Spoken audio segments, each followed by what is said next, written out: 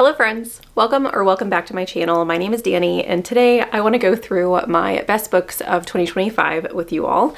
I love these videos every year. It's so great to be able to go back and reflect on some of my favorite reads of the year and shout them from the rooftops in hopes that more people will read them.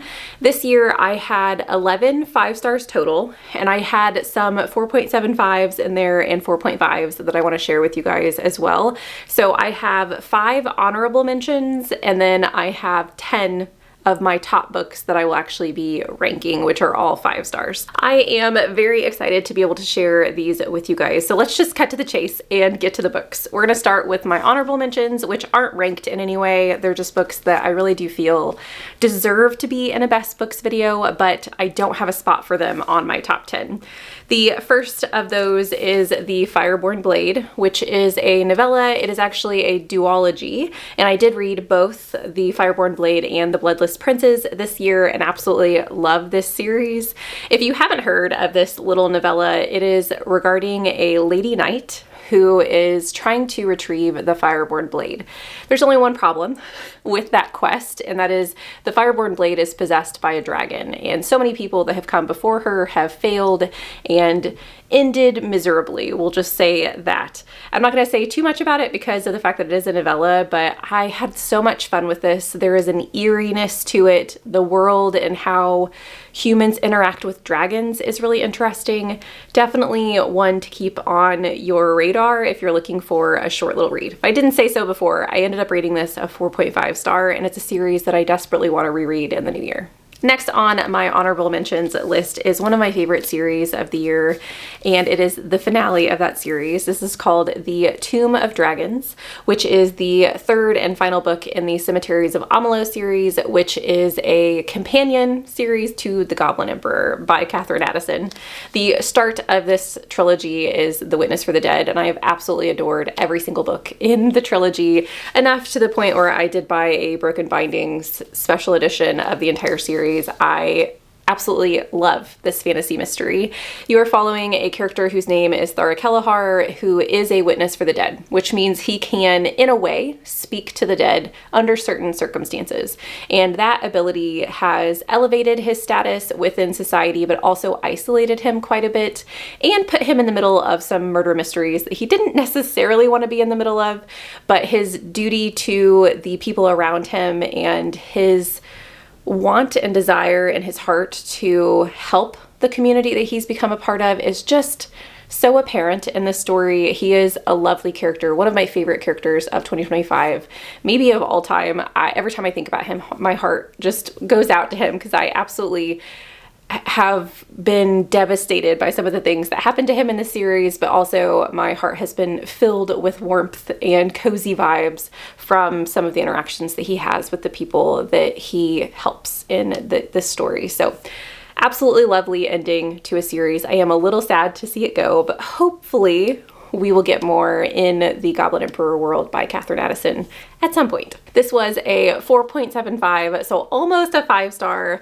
but I really think that my favorite in this series was The Grief of Stones, which was the middle book, and that's what I was comparing this to, and I didn't give it a 5, but maybe upon reread it will get there. The next book that I have on my honorable mentions list is another one that had some really tough competition, and I was a little bummed that it didn't end up making my top 10 because the book before this book was my favorite book of 2023, and that was The Will of the Many. So The Strength of the Few is going to make my honorable mentions list. This was a 4.5 star, so not quite a 5 star that The Will of the Many was, but I really did still enjoy the continuation of this series. I can't tell you really anything about this book because there are major spoilers for the first book in the series, but I will tell you that I think the reason this book didn't end up with a 5 star is because of the fact that it is setting up so much for the next 2 books in the series, and I think that I am just going to be over the moon for where the story goes. It's just because of some of the things that had to happen, it was a little bit of a slower narrative. I feel like we didn't have as much time, which I know is a contradiction to what I just said, but I don't feel like we had as much time to get to know some of the new characters in the story. There's a reason for that, but I'm not going to tell you why. If you know, you know.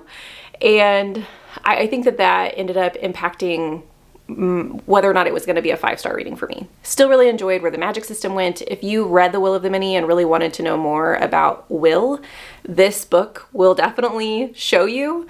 If you don't know anything about The Will of the Many, the story is surrounding an orphan named Vis, who has a history that you learn throughout the story and why he is in this kingdom, which is ruled by what's called the hierarchy. And at a certain age, every civilian or citizen of this hierarchy, I don't want to keep using that word, but that's essentially what it is.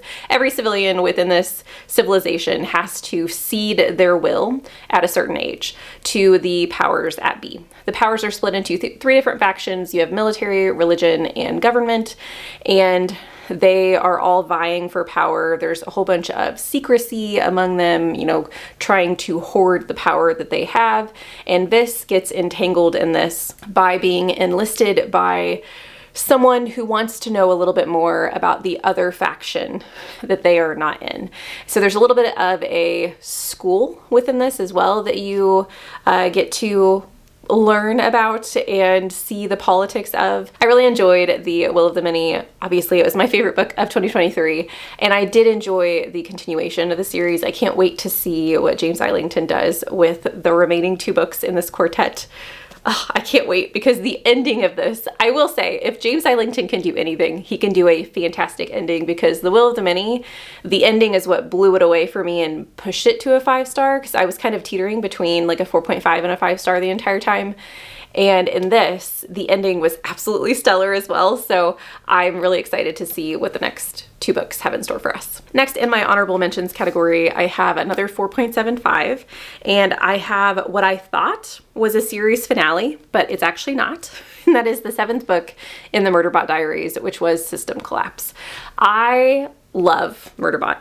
I think that he is snarky and sarcastic, and I also think that he's quite grown on me as far as him building a personality and really having a heart, even though he doesn't want to show that he has a heart for some of the people that he has taken a liking to and that have taken a liking to him.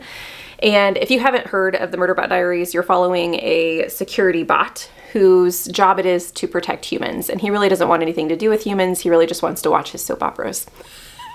But he ends up, because of things that happen in his past that you learn throughout the series, he does end up messing with his governor module, and which that means he essentially doesn't have to follow the rules and follow the direction of humans, even though he does, because he doesn't want to be found out, because he doesn't want to be scrapped. There's so many different elements to it, but it's a lot of fun. And I think that System Collapse has some moments that are really full circle for where we started with Murderbot, and I just absolutely love that. So well done to Martha Wells for giving me an ending that isn't actually an ending, because there is another book, an 8th book in this series coming out in 2026, which I am absolutely going to be picking up as soon as it's on the shelves. Lastly, on my honorable mentions, I have the only 5-star on my honorable mentions, because I did have 11 5-stars. I can't put all of them in the top 10. So sadly, The Daughter's War is the one that ended up getting relegated to the honorable mentions category. This is an excellent prequel to the Black Tongue Thief, which I'm not even going to explain because it really doesn't matter.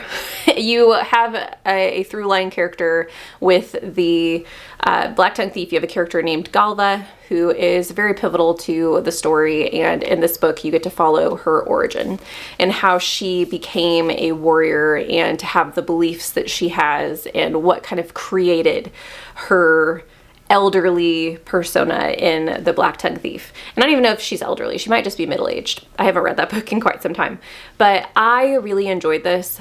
I loved the Goblin War. Is one of the creepy factors that played out in the Black Tongue Thief that I absolutely loved.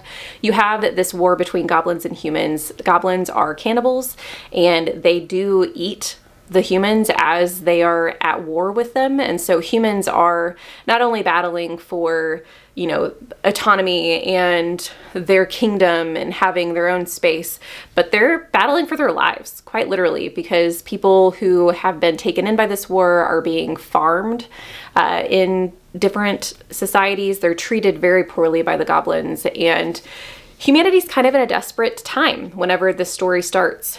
And you follow a group of women who are in control of these giant birds called corvids. And these birds have a very high success rate of fighting goblins. And so you get to follow Galva, who is one of these women.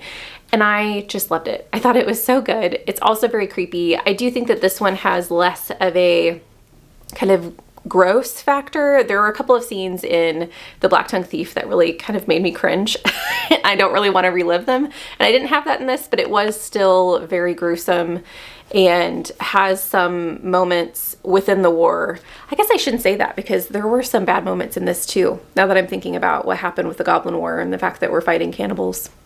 So maybe just check trigger warnings if you're wanting to read it. I do still think it's quite lovely, and I really like Galva as a character. So unfortunately didn't make my top 10, but still an excellent read. On to my ranked top 10, and these were hard. I will say that the top 3, maybe the top 4, were pretty set in stone for me. I didn't really have any question about them, but the latter half of my top 10 was a bit of a struggle for me to try and figure out which ones rank above others. So if I change my mind in days to come, I guess you'll continue to hear about these books because they're all absolutely excellent. So the first one and my number 10 spot is The Dollmakers. I don't hear enough people talking about this. This is a fantasy horror, and it features a girl who lives in a kingdom that have to use dolls in order to save themselves. There are these monsters called the Shod that come out of the woods and will literally kill towns of people. And the only thing that they've found that help are these kind of indestructible dolls that they can make. And only certain people can make them, which are the doll makers. Our main character desperately wants to become a warrior doll maker because there are artisan doll makers and other types of doll makers. And she is told that she doesn't have the skill to make warrior dolls. And she goes on a quest essentially to prove these people wrong. And she does it in kind of the worst way. The main character of this is kind of an unlikable brat, really. And you do have an arc for her. So I do think that that's very fun that she starts as kind of an unlikable character. And at the end, she does still have some qualities that are unlikable, but she grows on you, I think. So this, I think, is a perfect combination for me anyway of fantasy and horror. I do think that there's going to be some people that read this and they're like, there is no horror in this. But I think that comes into play with me, with the atmosphere of the story, but also with the monsters, the Shod, and how they're described, how visceral the interactions that they have, and the fear that is in the kingdom with these monsters. That's where I think the horror elements come into play. And I love it, and I want more people to read it. Also, this is a standalone, so if you're looking for a fantasy standalone, I mean, this should be one of your number 1 picks. And also, it's in a series. And you're like, wait, you just told me it was a standalone. Well, it's going to be in a series of standalones, I think, or perhaps it's a standalone in a series of other books that will tie together. But this one is a completely wrapped up story. But it introduces us to a whole bunch of characters that are from the neighboring nations to the kingdom that we are in, and introduces us to the magic systems that are in those kingdoms, the rules that guide the magic systems. I just think that the continuations of this world are going to be an incredible feat for this author, and I can't wait to read more. Number 9 on my list is a sci-fi, and it's a sci-fi that I went into kind of without expectations. I've liked previous books by this author, but none of them have been like my favorite books. I've just had a good time with them, but this one really spoke to my heart, and that is The Fourth Consort. This is such a fun book, but it covers very serious topics. And I think that's what I really like about Edward Ashton's writing, is that some of it is very quirky and not serious, but you are covering things that are very realistic and heartfelt. So in this book, you are following a character whose name is Dalton, and he is kind of down on his luck at the beginning of the book and has to make the decision to work for a company whose name I believe is Unity. And Unity's mission is to go out and obtain the rights to planets' resources, and to do that they have to convince the aliens on said planets to essentially write over their rights to their planet to them. They do this with the carrot of saying, hey, we will give you your autonomy and make sure that your not your resources, but your folklore and history, civilizations are preserved the way that you want them to be. And Dalton doesn't quite know if that motto is actually followed. He is placed on a planet with his enemy. An enemy company has sent one of these stickmen down to convince the aliens that Dalton has been tasked with convincing that the other company that has kind of the same motto is the right one to go to. So he is battling it out with his enemy and humanity's enemy to try and get these aliens to side with his company. And the serious topic that I was talking about at the very beginning of my explanation of this story is the exploration of getting to know someone else's culture. Because Dalton is dropped on this planet without really any resources or knowledge of how these aliens live, what their values are, and he has to very quickly obtain that information in order to save his life, but also try and complete his mission. I absolutely love this. I thought it was such a fun time. It's very fast-paced. It's a short book. And while I don't think this will be a book for everybody, because it is kind of odd at times, and I do think that some people might not connect with it as much as I did, but I really loved it. So it's got my number 9 spot. Number 8 on my list is a fantasy romance, if you could believe that. This is from an author that I have really liked in the past and has actually gotten me to read some YA. And I will probably read anything that she puts out from this point forward because I just absolutely love her writing. And that is Jordan Fueko and The Maid and the Crocodile. This is a companion book to the Raber series, which is a YA duology. If you guys are interested in that, I would highly recommend. With The Maid and the Crocodile, you are set in the same world, so I would recommend reading the duology first. I don't think it's a requirement, but it does give you some context for some of the things that are going on in the city that we are based in this story. Within The Maid and the Crocodile, you have a main character whose name is Shadi, and Shadi is a maid. She has some difficulties in the story because of some things that she was born with. So she was born with a clubfoot, which makes it getting around a little bit harder for her, and she definitely has to come up with some creative solutions in order to do her job as a service worker. And she also looks different than others outwardly as well because she has these speckles on her skin. And because of these differences to other people in society, she has been deemed a curse eater, which some people kind of are drawn to because curse eaters are known for taking bad luck from you and placing it on them. But other people ostracize you and don't really want you around because of that fact. So she has definitely been kind of pushed down by society and is not really on good times.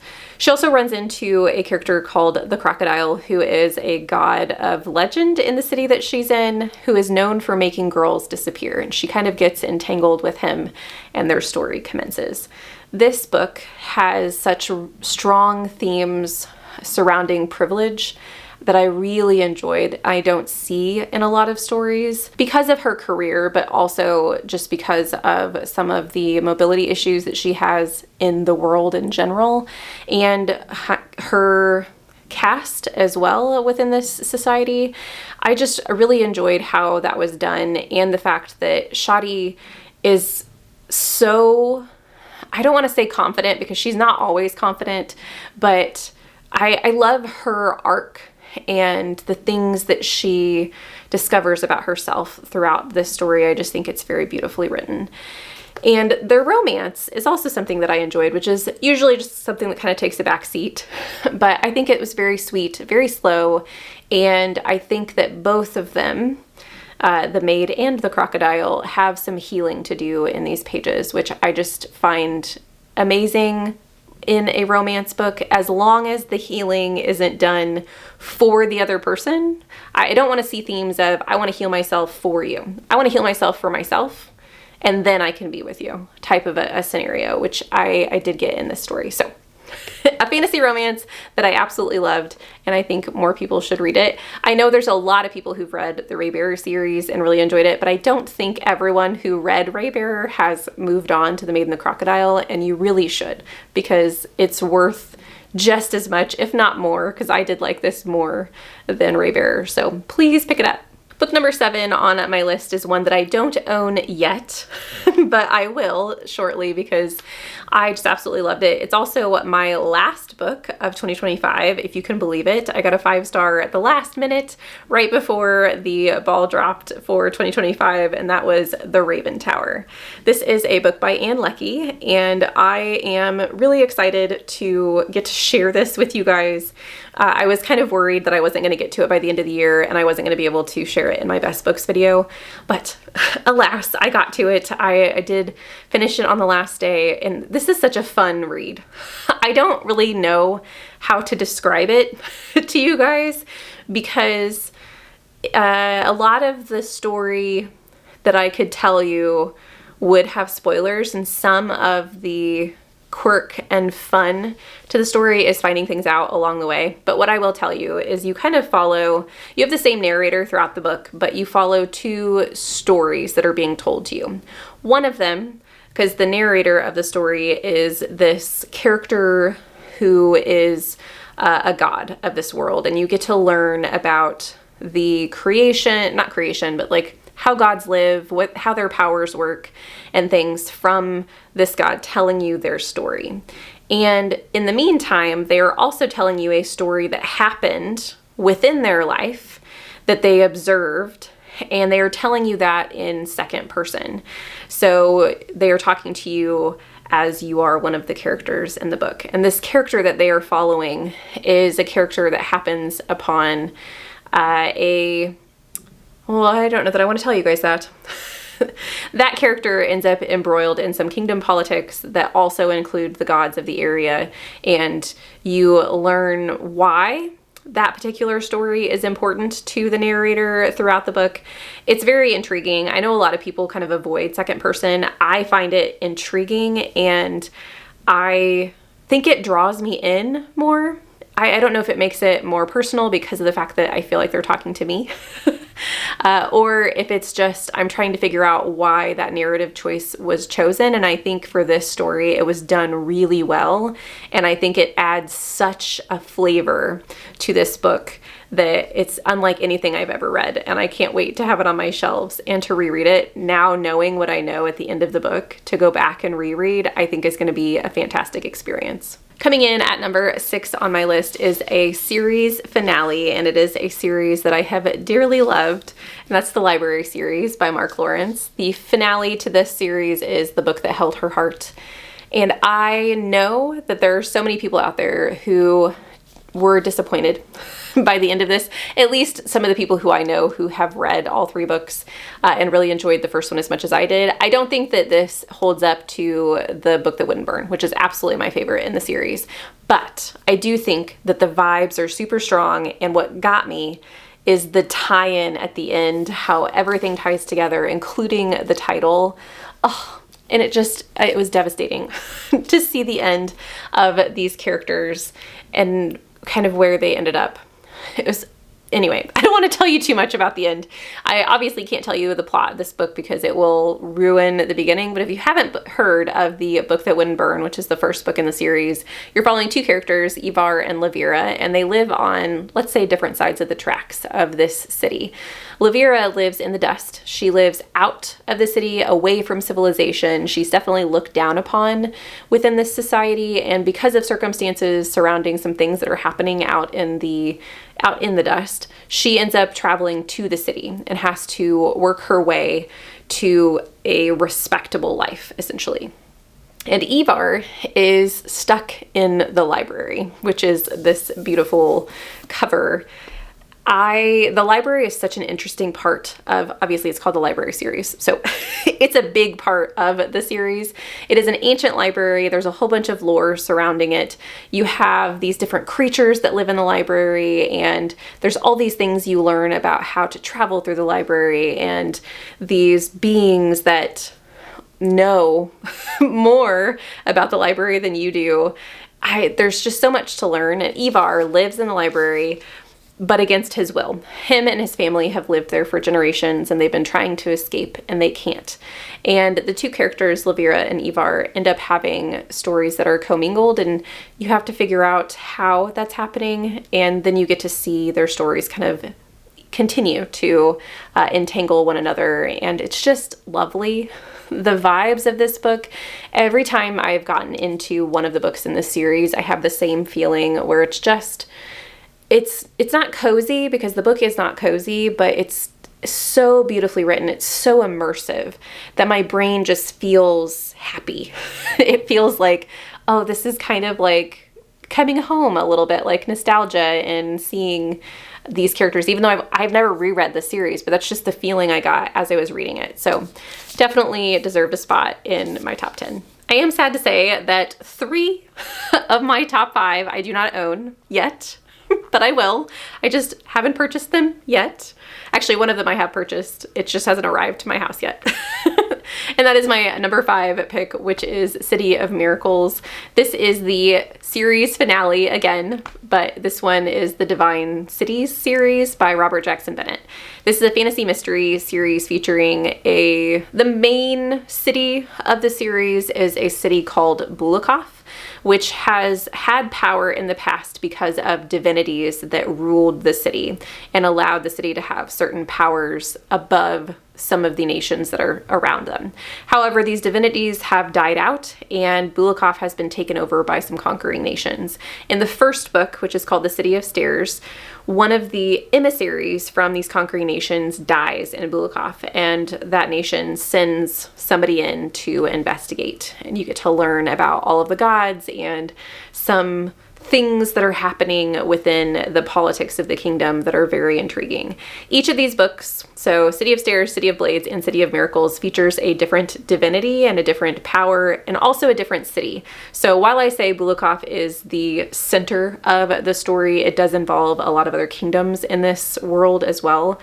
I loved the characters in this book, or in this series. Mulagesh is like one of my all-time favorite female leads. I love her. And she's not the main person in the first book, but she becomes a very large part of the story. And I just freaking love it. So anyway, I'll quit gushing and move on to my 4th book. But if you are interested in fantasy mystery series, I know this one is very, very much overlooked. So please consider reading The City of Stairs and getting involved with the Divine Cities series, because it is phenomenal. Book number 4 is my only horror book on this list, and that is The Green Fuse Burning. First thing I will say about this horror novel is, if you are going to read it, please make sure and check trigger warnings, because it does cover some very heavy thoughts. The premise of the story, you are following a woman who is struggling with depression because of a lot of different factors, but one of the main reasons is that her father has just passed, and she's having a really hard time coming to terms with it and understanding kind of who she is, where she wants to go with her life after this loss. And one of her outlets in life has always been art. However, she hasn't really felt like making art, and her girlfriend, trying to do what she thinks is best, ends up signing her up for an art grant where she is given a certain amount of money to go off in kind of this isolated location and paint. And you have 2 stories. You really have one story that you're following, but you have these little glimpses of knowing what happens at the end of the book, or knowing what happened in the isolated location, while you're also getting the details of these isolated events that happen when she's in this log cabin. You also get the descriptions of the artwork that she creates while she's there, and they're just immaculate. I mean, they're not pictured in the book whatsoever, but you can picture it in your mind because of the descriptions that are given to you. This book is gorgeously written. It just exudes beauty from its prose. I don't know how else to describe it. I know that sounds a little pretentious, but I loved every aching minute of this story. I also will say that this book, even though it is a horror novel, it covers depression, it covers some very dark thoughts and not wanting to move on with your life and things like that. But I do think that the overarching message has some hope in it. And I'm not going to say more than that because I think it'll spoil things, but if you enjoy horror and you like art and you want them to mesh, you need to read this book. Completely switching gears to my number 3 read, which is a cozy fantasy romance, definitely on a different track than Green Fuse Burning, but that is The Witch's Guide to Magical Innkeeping. I rated The Very Secret Society of Irregular Witches by this author a 5-star, and I will read any fantasy romance that she puts out because I think that this was absolutely adorable and gave me warm and fuzzy vibes. It made me cry. I love the messaging of it. It's so sweet that I could just sit in this book. I actually started this book thinking like the first book was probably a fluke, right? I'm not a fantasy romance reader. This was probably just one book happened to hit me in the right moment in time. And so I decided to pick this one up because I really wanted to see, I wanted to like it, but I went in kind of with doubts because I was like, I don't know if this was just a mistake the first time, but it's definitely not. I love this author's writing. This is a story surrounding a main character whose name I can't remember. I know that they all have kind of cute little names. Micah Moon was one of them. This was something Swan. Is it Sally Swan? They have kind of names that have alliteration in them. But anyway, the main character is a character who at the age of 15, she ends up losing her magic because of a decision that she makes.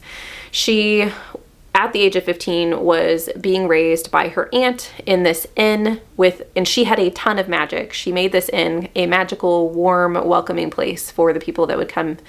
And because of this decision that she made, you get to see, we skip forward 15 years in the future when she's 30 and get to see where she is because of the fact that she lost her magic and the things that she thinks about herself and her life and whether or not she thinks that she has made a mistake, essentially, with the decision that she made. There's also some dynamics within the magical community. There's a society within this book that you get to learn about and why the rules were broken, which is why she ended up losing her magic. And you have a backstory within the society as well. Obviously, there's a love interest because it's a romance. And this is another fantasy romance that I do believe has healing within it. The main character has these doubts and regrets and these dreams that she once had because she had all of this magic, but also the decision that she made, she doesn't really want to regret it because of something that it gave her. And I don't want to say too much about that, even though you learn very early on, but I think that it's very impactful to the story, what decision that she ended up making. I really loved seeing her struggle and learn about herself and having this love interest who also supported her in that struggle and in healing from some of her thoughts and not being so kind to herself over the years because of this decision. So I thought it was very sweet. It made me cry. It made me have all warm and fuzzy feelings as well. So definitely one I need to add to my collection sooner rather than later because I think that it would be a really sweet book to return to at some point in time. Getting down to the wire, we are at book number 2, and this book was my favorite finale. I had a lot of finales of series in my top 10. I did realize that. But this one is my favorite series of the year and will remain a favorite series in my heart for a long time to come, I'm sure. And that is Emily Wilde's Compendium of Lost Tales. This is the third and final book in the Emily Wilde series by Heather Fawcett. And it features a main character whose name is Emily, and she studies the Fae.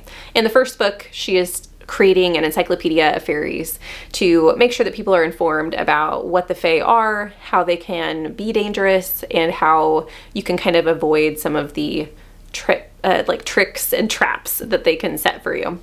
And in that exploration of fairies, she ends up getting herself into a little bit of a pickle. She also has a counterpart that she didn't expect in the story with Wendell. It's one of her colleagues, and they have completely different personalities. They're so sweet together, and the fact that their relationship definitely morphs throughout the story and matures, and you get to see them grow together is just an amazing storyline. I love it. All of the side characters as well. You have a dog named Shadow. You have a cat eventually in the story. You also have some of the Fae that are not quite as scary as others that enter into the mix that I just absolutely loved learning about. And this particular book in the Emily Wilde series, it's so good. The title itself speaks a little bit to this. It says The Compendium of Lost Tales.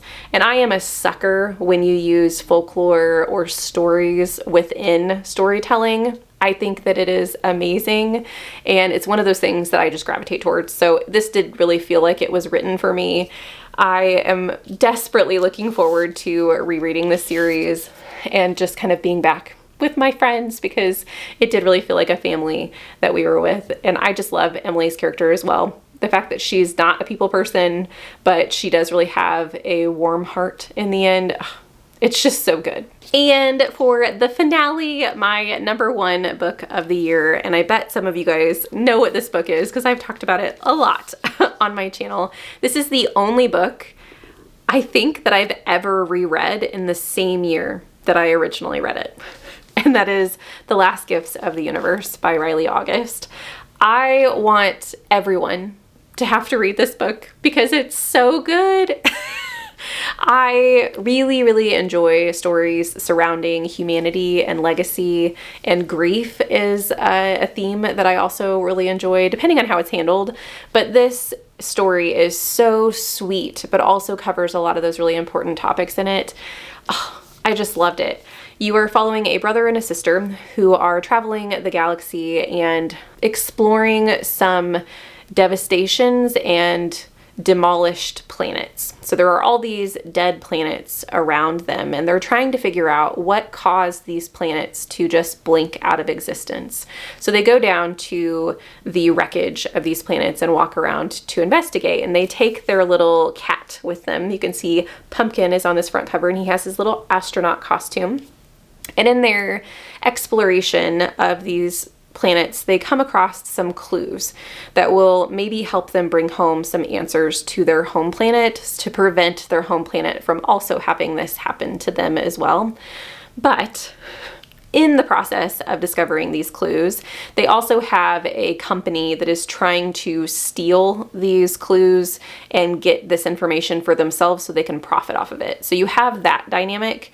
The brother and sister duo are also struggling with grief because they just lost their mother, and they are both dealing with trying to figure out who they are now that this really pivotal person in their life is gone. And there's also a storytelling component in this. I'm not going to tell you how that comes into play, but it's brilliantly done, and it does bring in the theme of legacy and what it means to be alive, what it means to be remembered. And I just really, really loved it. I reread this in, I don't remember what month my reread was. My original read was in February, which was during Get a Clue Readathon.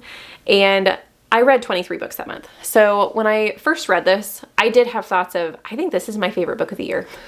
But I also had doubts in thinking, I don't know, like, am I just hyped up on adrenaline because I've read so many books and I really wanted there to be a win? Is this really going to be a number one book? And so I decided to reread it this year, not only for that reason, but also just because I wanted to. It's pretty short and it sounds really cozy, right? So it was a good time to read the second time around, and I loved it even more the second time around, which just solidified that this has to be my favorite book of the year.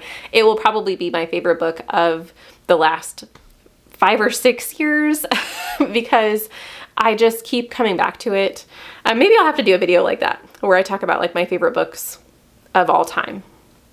I haven't done one like that in a while. That might need to be done, and we'll see how this compares to some of my other fantasy favorites, or not fantasy because this isn't fantasy, but some of my other favorites from the past years. But I absolutely love this. I will hold this book in my heart forever, and I am going to shout it to the rooftops that other people need to read it until I get everyone talking about it, because I really do think that it's just that good. So if you need a little bit of a pick-me-up, also something that has some little touches of sadness in it, I think this book is just darling. So those are my top 10 books, I guess top 15 books of 2025. Have you read any of these? What did you think about them? I would love to chat with you guys. Also, let me know what your favorite book of the year was, or your top 3 books of the year. I would love to see what books I can add to my TBR. If you aren't feeling chatty but you still want to let me know that you're here, leave me a little cat emoji for pumpkin so I can come back to the comments and see all my cuddly little friends. Thank you guys so much for watching this video. I hope you have a lovely evening, and I will see you in the next one. Bye!